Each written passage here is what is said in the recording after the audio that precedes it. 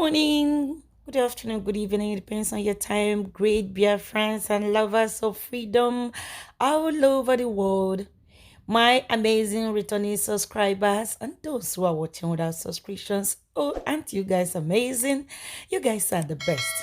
I can only ask you for something. Go ahead and smack the red button. Click the notification bell so whenever we upload, you'll be able to get notified. All right. On this very particular video addressing the nations of Biafras and the world at large by our brother Simon Ekpa, a warning to the United Kingdom that their means and their ways that they use on our forefathers will not work on this generation of Biafra. The Britain came to us with the Bible in one hand and gun in other hands. And they have taught that to the Fulanis who are coming against us with a cow in one hand and AK47 in the other hand. My brothers and sisters, it is time for you to wake up and stand up. We are not afraid of Britain. We are not seeking for the asylum because our life in Africa, in Biafra land, with our resources intact, is far, far better than what we experience all in the name of foreign nation. I want you to listen. Did for Britain. It is the exact thing Boris Johnson did for Britain. It is the exact thing Michael Gove did for Britain to end decade of union between Britain and the European Union. And they call it pre-exit. So bring the law. That is why when I look at all these people that say they envy Simon Ekpa, you are a terrorist. They want to arrest you. They go, are they going to arrest me by which law? Let them bring that law and arrest me. And tell me that the fighting for the freedom of my people is a crime. Under which law? And calling for the self-defense. If they want to kill you, kill them back. Enough is enough. We are getting there. And let me tell you people, if you think you have seen anything, we are just getting started. We are getting started. So what am I saying? I am addressing you, Biafrans. What I am telling you today is that the British did not designate IPOB as a terrorist organization. Rather, they said those who come to apply asylum, their cases will be treated individually to know whether the person have committed human rights violation. Now, I am explaining what is human rights violation to them. Now, let us look at the colonial era in Africa. The initial strategy by the European Union, by the Europeans, the explorers and settlers, as you may call them,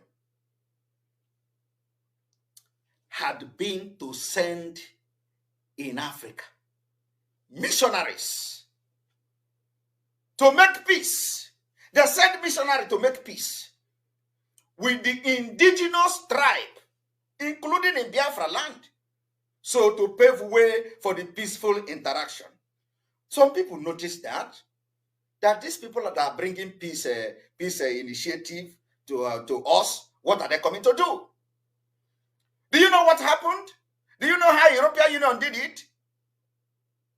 However, when the local people, communities, were suspicious of European intruders, and once they engaged them militarily, bam, they later crushed the resistance ruthlessly. What did I say? Ruthlessly. They crushed you. But first of all, they came. They gave you bread. They gave you biscuit. They gave you Fanta. They gave you Coke. They gave you Catholic. They gave you Anglican. They were making peace. We accepted that. We embraced it. When you notice that this thing they were giving you was to take our natural resources, you try to resist them, they crush you ruthlessly. They brought arms, ammunition, use your community people, they kill everybody that resisted them. It happened. It happened. It's not a make-up story.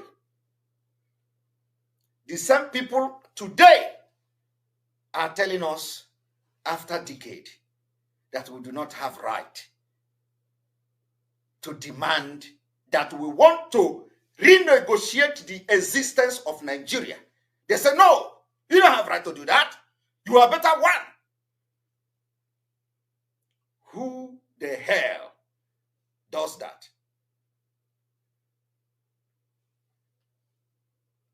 The only thing that is really happening now is that there are so many things we don't have access to yet. And when we do, and they have not started discussing the renegotiation of Nigeria, we will start the war again. I am telling you, because already they have started the war. It's just that we don't have all the things that is needed. Because if we have, the war would have been blown up now. Every day, the military are there killing our people. For what? Because you want freedom. For what? Because you are asking the opportunity that Nigel Farage have. You are asking the opportunity that Boris Johnson had.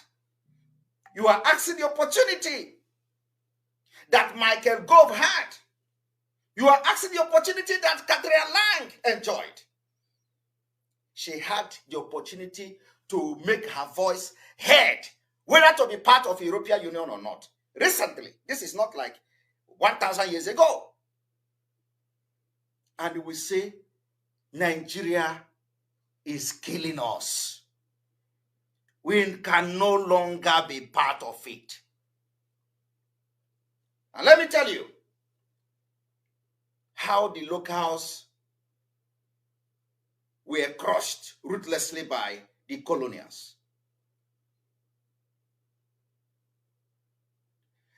You know what they did? An aspect of fear can be traced in both set of antagonists. The indigenous group were afraid that European forces would come to dominate them and take away their resources. That is the exact thing the Fulanis are doing now. The indigenous people in Nigeria are afraid that Fulani are coming to dominate and take our resources. And it is happening every day. Now, in that Lake Chad, or whatever they call it, nobody can go there again to drill oil. Nigeria have oil there. You go there, you die. They have taken over the Lake Chad basin. Is there any account from anywhere showing that you are the oil that you are seeing in Lake Chad basin is being accounted for? The Boko Haram are using it to fund the war. They're being shielded by the Nigeria government. Can the UK office and Home Office talk about it? The answer is no. The last time when the United Kingdom Parliament wrote to the Secretary General of the Commonwealth to look into the allegation of the Nigerian military complicit in the crime of terrorism. Till today, we have not had anything. Till today, the United Kingdom have not come to say this is their finding or this is the finding of the Secretary General of the Commonwealth. But every one of you saw it. You saw where they asked, when some of the MPs, they compelled or they wrote and they requested the Secretary General of the Commonwealth to investigate the allegation coming from Nigeria, from prominent ex-soldiers. Today, they sweep it under the carpet and they are writing about IPOB. They are writing about Mossab. They are writing about separatists in Nigeria. Thinking that when they write like that, because election is coming, all of us will run. Oh, Britain is coming. Oh, Britain is writing. Who is scared of you? We are not scared. The freedom fighting is that we know exactly when to channel our energy, when to channel our fight. What I am fighting is right, my right. And I know my right. And I stand gidigbam on my right in Nigeria accent. So I cannot come. They release a statement. Oh, the separatists in Nigeria. Oh, the human rights violator. Who is violating the human right? The Nigeria agents, security agents. They call them state actors. And of course, when these rights are violated, sometimes they met with equal reaction. And you can't blame anybody for that. Some people are doing it on their own. Nobody sent them. Now, indigenous group were afraid of the European forces. What would come to dominate them and take away their resources. While later, we are afraid, like European, we are afraid that the local group would also come violently against them to savage who would not coexist with them. Now, this is the exact tactic Fulani are using against us today. The Fulani terrorists, they are using to run over Nigeria without any initial peace. When the European came, they came with the Bible and gun one side. Now the Fulani are coming, they come with cow and AK47 on the other side. They were never for peace. Today they are killing us. And when you rise up, they say no. When you set up Eastern Security Network, they say you are a militant. What do you call the Fulani terrorists? What are their own name apart from militant? They don't even call them terrorists. They call them herdsmen. They call them headers. But on a neutral ground, they have been branded as the fourth deadliest terrorist group in the world. It is on record. But not in Nigeria. Not in Nigeria. I want you to understand that there is also exist the African, the economic aspect of this whole conquest of Nigeria. The economics aspect of it toward the human rights violation that this UK office is talking about. But perhaps this represented the apartheid, for example, the apartheid regime in South Africa. The pre-independence of South Africa, for example, was also the economic aspect of the human rights violation. Today, we are seeing the same thing in Nigeria. Fulani are killing to make sure that they destroy your farmland. It is also violating your human right. So who is the victim? Why is Fulani coming to United Kingdom to apply asylum? Have you seen any Fulani herdsmen in United Kingdom? I am running away from Nigeria. I am running away from Africa. I want to come and seek asylum. You can never see anything like that, except those that are, somehow civilized and they don't even seek asylum. Because once they have the opportunity to travel, it means that they are from the family that have looted Nigeria or Africa. So, in the early South Africa, the Marxists based their explanation of racism in South Africa on the need to develop and maintain condition of capitalism in the country. Was that the case? The answer is no. So today I ask you, what is the Fulani basing their own conquest on?